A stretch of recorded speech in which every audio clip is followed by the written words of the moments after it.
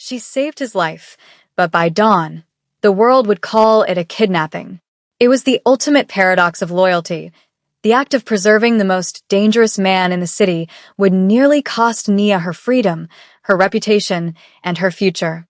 He was bleeding out in the back seat of her economy car, a man who commanded legions reduced to a trembling weight against the upholstery, and she made the only choice her conscience would allow. She took him to the only safe place she knew. She did not know then that by bringing the dragon into her sanctuary, she was inviting the fire that would threaten to burn down everything she had built.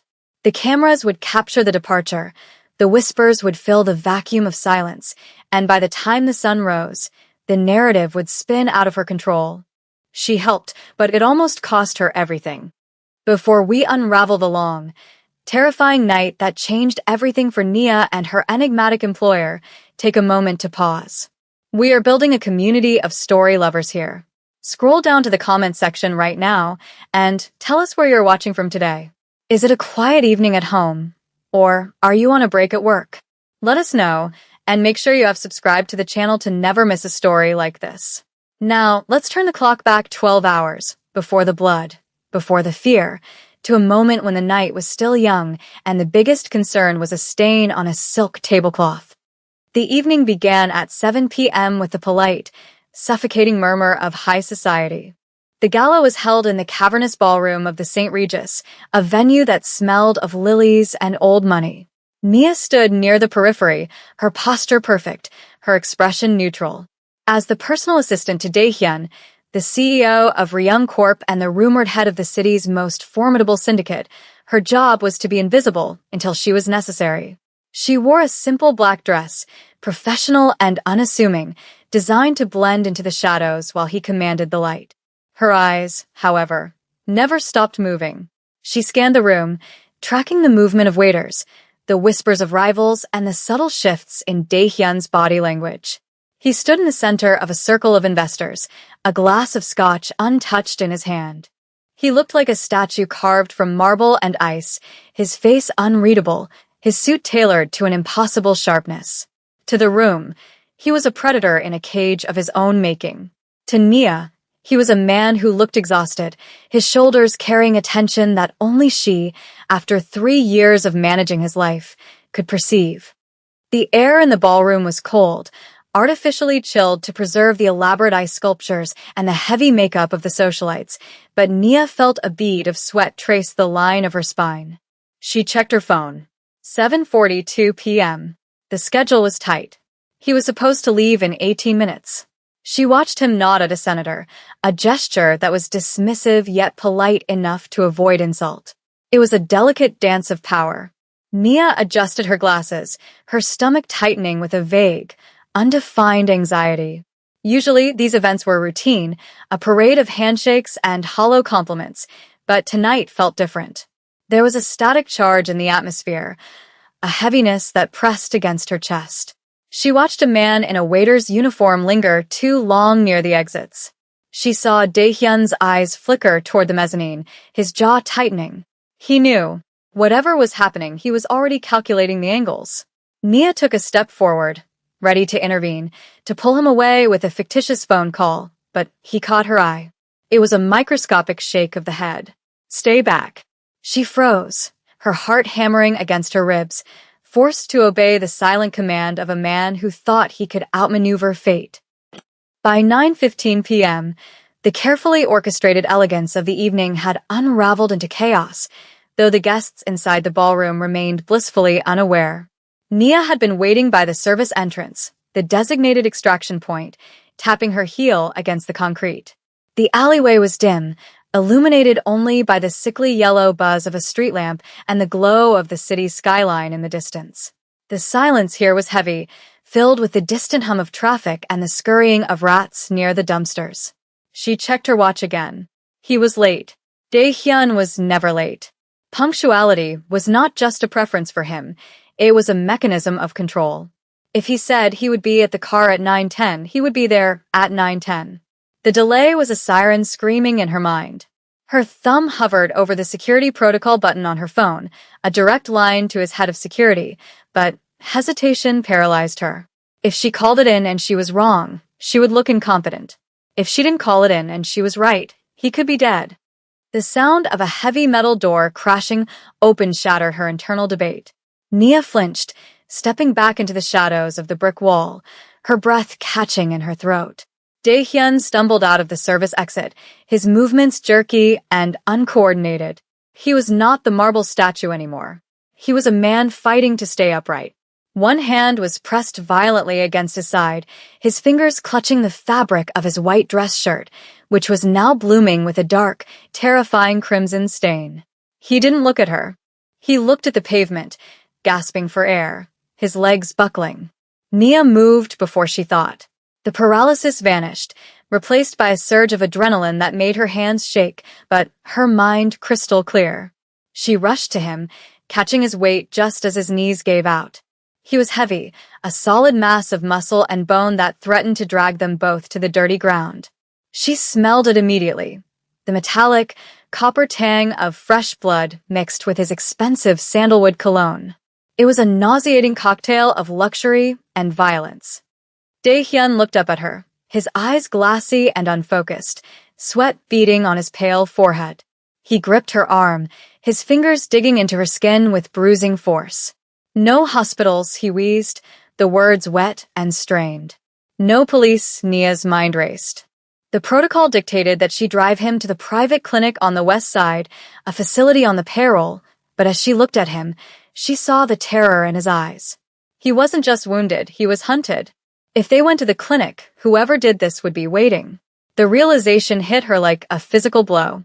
The system was compromised. There was nowhere safe. She looked at his bleeding side, then at her car parked 10 feet away.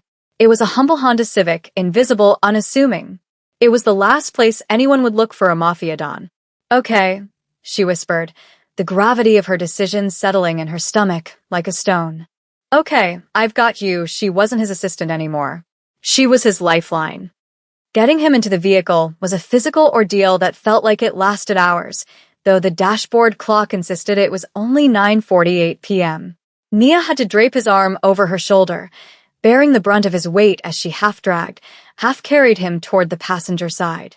Every step was a battle against gravity and his fading consciousness. He groaned, a low, guttural sound of agony that made her own insides twist.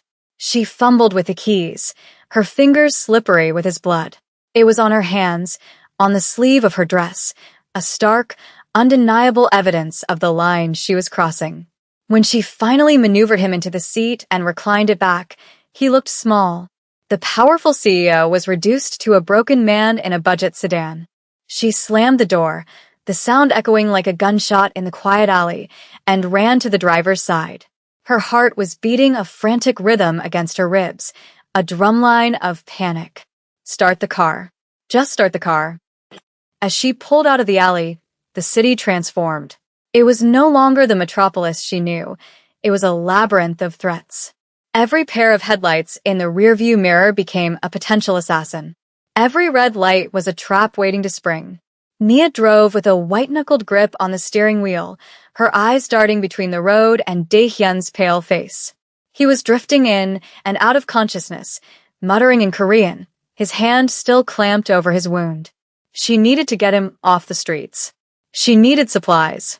She needed a place that didn't exist on his enemy's maps. The realization of where she was going terrified her more than the drive itself. She was taking him home, to her apartment. It was a breach of every professional boundary, a violation of the unspoken contract between them, but the alternative was watching him die in the passenger seat. The drive was a blur of neon lights and shadows. At one point, a police cruiser pulled up beside them at an intersection. Nia stopped breathing. She stared straight ahead, her hands trembling on the wheel, praying that the tint on her windows was dark enough, praying that Dae-hyun wouldn't groan or shift. The seconds stretched into eternity, the red light mocking her with its unblinking stare. When the light finally turned green and the cruiser turned left, she let out a breath that was half-sob. She risked a glance at Dae-hyun. His head was lolling to the side, his breathing shallow and rapid. "Stay with me," she said, her voice sounding foreign to her own ears. "We're almost there. Just hold on." He didn't answer, but his fingers twitched against his shirt. He was fighting. She pressed the accelerator, risking a speeding ticket, risking everything, desperate to reach the sanctuary of her anonymity. The arrival at 10:30 p.m. was a collision of two worlds that were never meant to touch. Nia's apartment complex was a modest brick building in a quiet, working-class neighborhood, miles away from the glass towers where Daehyun reigned. She parked in the back, under the cover of an overgrown oak tree, and scanned the perimeter. It was quiet. A dog barked in the distance. A television flickered blue in a neighbor's window. Normalcy. It felt alien now. She hauled him out of the car, the physical strain burning in her shoulders. The elevator was out of order. It was always out of order, so she had to help him up 2 flights of stairs. He was barely conscious now, his feet dragging, his breathing ragged. They stumbled into her apartment, and she kicked the door shut behind them, engaging all 3 locks with trembling fingers. The living room was small, cozy, filled with the scent of lavender and old paperbacks. It was her refuge, a space of soft throws and warm lighting. Seeing Daehyun there, bleeding onto her beige carpet, felt like a violation of the laws of physics. She guided him to the sofa, pushing aside a pile of laundry she hadn't folded yet. He collapsed onto the cushions, his dark suit stark against the floral pattern. Nia didn't have time to be embarrassed about her mess. She rushed to the bathroom, grabbing her first aid kit, towels, and a bottle of rubbing alcohol. When she returned, he was trying to sit up, his eyes scanning the room with a hazy confusion. "Where?" he rasped. "My home," she said, her voice firm, trying to project a calm she didn't feel. "You're safe, but I need to see the wound." She knelt before him, her hands hovering over his shirt. The intimacy of the moment was suffocating. She had to unbutton his shirt, peeling the fabric away from his skin where the blood had made it stick. He hissed in pain, his abdominal muscles contracting. Nia tried to keep her hands steady, tried to be clinical, but the heat radiating from him was overwhelming. Under the layers of designer silk, he was just a man. Vulnerable. Hurt. She cleaned the wound. A deep gash, likely from a knife, missing vital organs, but bleeding profusely.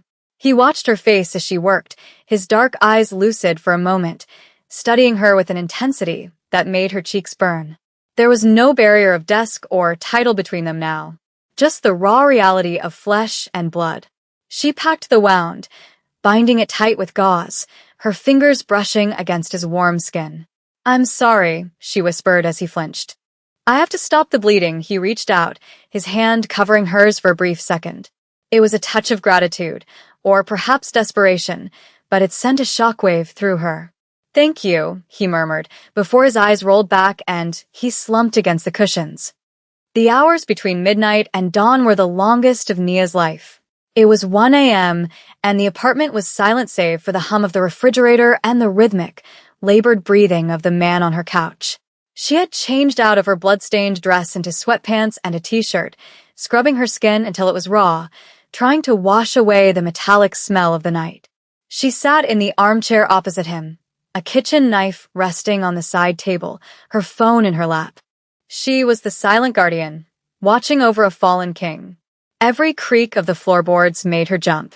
Every car passing on the street below sent her to the window, peering through the blinds with paranoid eyes. She looked at Daehyun. In sleep, the lines of cruelty and command had vanished from his face. He looked younger, softer. She wondered about the life that had led him to this moment, bleeding on an employee's sofa. She wondered about the enemies who had done this.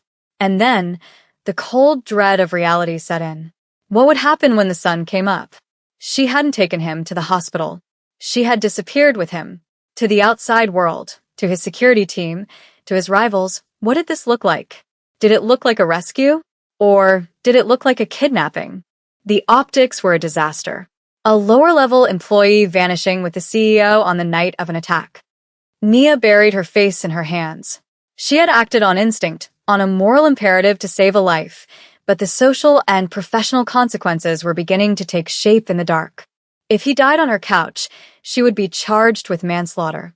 If he lived, she might be targeted by whoever wanted him dead. She was a pawn who had accidentally stepped into the line of fire of queens and kings. 2:14 a.m. The digital clock on the microwave stared at her. She checked his pulse again, steady but weak. She adjusted the blanket over him, her hand lingering near his shoulder. She was terrified, exhausted, and completely alone. She had done the right thing, the human thing. But as the first gray light of morning began to threaten the edges of the curtains, Nia realized that in his world, the right thing was often the most dangerous move of all. At 5:45 a.m., the world was painted in shades of charcoal and slate, a monochromatic stillness that belied the violence of the previous night. Nia sat on the floor, her back pressed against the armrest of the sofa, watching the rise and fall of Dae-hyun's chest. She had dozed off for perhaps 20 minutes, a fitful, shallow sleep haunted by dreams of sirens, only to wake with a gasp when a floorboard settled in the hallway. Now, the adrenaline had soured into a heavy, aching fatigue that settled deep in her marrow. She reached for the mug of coffee she had brewed, the ceramic warm against her cold palms. The smell of the dark roast clashed dissonantly with the lingering scent of rubbing alcohol and dried blood. She took a sip, the bitter heat grounding her, and when she looked up, she found him watching her. His eyes were open, dark pools of consciousness in a face drained of color. There was no disorientation in his gaze, no groggy confusion. He was awake, and he was assessing the threat level of her living room. "You're awake," Nia said, her voice raspy from disuse. She set the mug down on a coaster, an absurd, habitual gesture of tidiness in the midst of a crisis. Dae-hyun tried to shift, a grimace tightening his jaw as the movement pulled at the stitches she had improvised with butterfly closures. He let out a sharp breath through his nose, abandoning the effort to sit up. "Nia," he said. It was the first time in 3 years he had said her name without a directive attached to it. It wasn't "Nia, bring the car," or "Nia, cancel the meeting." It was just her name, spoken with a quiet, bewildered reverence. He looked around the room, taking in the framed posters of vintage jazz festivals, the stack of unread mail on the console table, the softness of the throw blanket tucked under his chin. It was a glimpse into her humanity that he had never bothered to see from the height of his glass tower. "Why?" he asked, his voice rough. "You should have dropped me at the clinic. You should have left." Nia shifted on the floor, drawing her knees to her chest, hugging her legs as a barrier between them. The intimacy of the moment was thick, almost suffocating. The morning light was beginning to touch his face, softening the harsh angles of his cheekbones. "The clinic wasn't safe," she answered, her gaze dropping to the pattern of the rug. "You know that." "And I couldn't leave you." "That's not who I am." Dae-hyun slowly extended his hand from under the blanket. It was a struggle for him, a tremor running through his fingers, but he reached out until his fingertips brushed against her arm. The contact was electric, a sudden, searing connection that made her breath hitch. He didn't pull away. He traced the line of her forearm, his touch a silent acknowledgement of the blood, his blood, that she had washed off her skin hours ago. "You risked everything," he murmured, his eyes locking onto hers. "Do you understand what happens if they find me here? Do you understand what they will do to you?" The question hung in the air, heavy with a threat that wasn't directed at her, but for her. For a moment, the boss and the assistant ceased to exist. There was only a man who was hurt and a woman who had saved him, suspended in the fragile quiet of dawn. By 6:30 a.m., the fragile bubble of their sanctuary was punctured by the digital world. Nia had gone to the kitchen to refill her water glass when her phone, which she had silenced and placed face down on the counter, began to vibrate. It wasn't a call, it was a deluge. A continuous, angry buzz that rattled against the granite countertop. She picked it up, her stomach dropping as she saw the notifications stacking up like dominoes. Missed calls from the office. Missed calls from unknown numbers. Alerts from news apps. Her finger hovered over a breaking news notification, her heart hammering a frantic rhythm against her ribs. She tapped it. The screen filled with a live feed from a local news station. The banner at the bottom screamed in urgent red block letters, "Ryung Corp CEO missing following gala attack." But it was the subheadline that made the blood drain from her face, leaving her cold and dizzy. Police seek person of interest, executive assistant, NIA Bello. They had a photo of her. It was her corporate ID photo, stark and unsmiling, plastered next to a grainy security camera still from the St. Regis garage. The image showed her helping a stumbling Dae-hyun into her car. To Nia, it showed a rescue. To the world, stripped of context and narrated by a grim-faced anchor, it looked like an abduction. Sources say Bello was seen forcing the wounded CEO into her personal vehicle, the reporter's voice tinny and accusatory.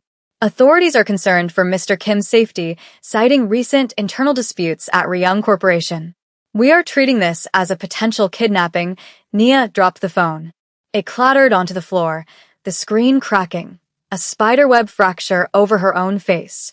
The narrative had been hijacked. She wasn't the guardian anymore. She was the villain. The optics she had feared had manifested into a nightmare scenario. She had done the right thing, but the camera lens had distorted it into a crime. She walked back into the living room, her legs feeling like lead. Dae-hyun was sitting up now, leaning heavily against the back cushions, his eyes sharp and alert despite the pain. He saw her face, the terror etched into her wide eyes, the trembling of her lips, and he knew. "They're spinning it," he stated, not a question but a confirmation. Nia nodded, unable to speak, tears of frustration pricking at the corners of her eyes. "They think I kidnapped you," she whispered, the absurdity of the words tasting like ash in her mouth. "They think I'm hurting you." Dae-hyun's expression darkened, a flash of the ruthless CEO breaking through the veneer of the wounded man. He tried to stand, his knuckles turning white as he gripped the sofa arm. "Give me the phone," he commanded, his voice gaining a hard edge. "I will end this," but as he tried to put weight on his legs, his knees buckled, and he collapsed back with a groan of frustration. He was powerful, yes, but in this room, in this condition, he was helpless to stop the machine that was chewing up her reputation. He looked at her, and for the first time, Nia saw genuine fear in his eyes, not for his life, but for what his world was about to do to hers. 7:15 a.m. brought the sound of the approaching storm. It started as a low thrumming in the air, a vibration that rattled the window panes in their frames. Nia moved to the window, peering through the slats of the blinds, her breath fogging the glass. Far down the street, turning the corner with silent, predatory grace, were 3 black SUVs. They weren't police cars. There were no sirens, no flashing lights. These were sleek, armored vehicles with tinted windows that absorbed the morning light, Ryung Corp security, or perhaps a rival faction. It didn't matter. Both options were lethal. The neighborhood, usually waking up to the sound of school buses and garbage trucks, was about to be invaded by a paramilitary force. "They're here," Nia said, her voice hollow. She turned to Dae-hyun. "Black SUVs. 3 of them." Dae-hyun cursed in Korean, a sharp, violent sound. "My security," he said, breathing hard. Or, "my brothers." If it's my brother's men, he didn't finish the sentence. He didn't have to. He looked at Nia, his eyes intense and pleading. "You need to leave. Go out the back fire escape." Now, Nia shook her head, an instinctive denial. "I'm not leaving you." Dae-hyun grabbed her wrist as she moved closer to help him. His grip was weak, but his intent was iron. "Listen to me," he hissed, the proximity bringing his face inches from hers. "If they come through that door, and they think you are a threat, they will not ask questions. They will shoot. You have to run."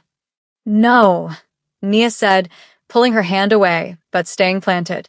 A strange calm had settled over her, the clarity of the doomed. "I brought you here. I am responsible for you." She looked at him, seeing the man beneath the myth, the human being she had spent the night keeping alive. "And if I run, I look guilty. I look like the kidnapper they say I am. The only way I survive this is if you tell them the truth." She knelt beside him, her hands hovering near his shoulders, ready to shield him or support him. The sound of heavy boots on the pavement outside echoed up the stairwell. Doors were being banged on below. They were clearing the building. The distance between the ordinary world and the violent underworld had vanished. Nia looked at the door, then back at Dae-hyun. "Tell me what to do when they breach," she asked, her voice steady despite the terrifying pounding of her heart. "Do I raise my hands?" Do I get on the ground? Dae-hyun reached up, his hand cupping her cheek, his thumb brushing away a tear she hadn't realized had fallen. The gesture was shockingly tender, a moment of pure romance in the center of the crosshairs. Stay behind me, he whispered. Just stay behind me. The breach at 7:45 a.m. was not cinematic. It was terrifyingly efficient. There was no warning shout, no demand to open up. The lock on Nia's apartment door simply disintegrated under the force of a battering ram, the wood splintering with a deafening crack that sounded like a gunshot. The door flew open, bouncing off the wall, and the room was instantly filled with men in tactical gear. They moved like a fluid shadow, weapons raised, laser sights cutting through the dust motes in the morning air. Hands! Show me your hands! A voice bellowed, distorted by the adrenaline of the assault. Nia screamed, an involuntary reflex, and threw herself backward, scrambling toward the sofa. 3 reds danced across her chest, hunting for a vital organ. Stand down. The command came not from the men, but from the couch. Dae-hyun had forced himself upright, adrenaline overriding the agony in his side. He stood swaying, one hand pressed to his wound, the other raised in a gesture of absolute authority. I said stand down. The lead tactical officer froze.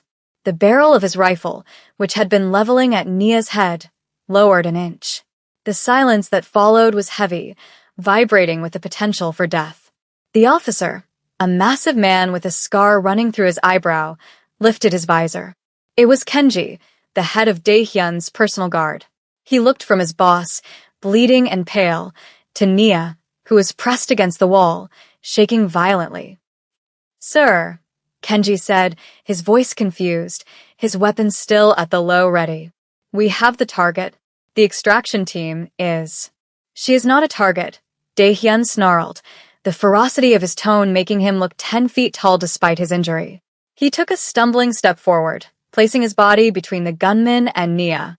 It was a physical shield, a declaration of protection that defied all protocol. She is the only reason I am breathing. Anyone who points a weapon at her answers to me. Nia watched from the floor, her heart pounding so hard she thought it would bruise her ribs. She saw the shift in the room. The tension didn't vanish, but it changed flavor. The soldiers lowered their weapons fully. The narrative in the room shifted from hostage rescue to medical evac. Dae-hyun turned to look at her, ignoring his men. He extended a hand to her, ignoring the blood seeping through his shirt. Get up, Nia, he said softly, the contrast between his command to the men and his tone with her jarring.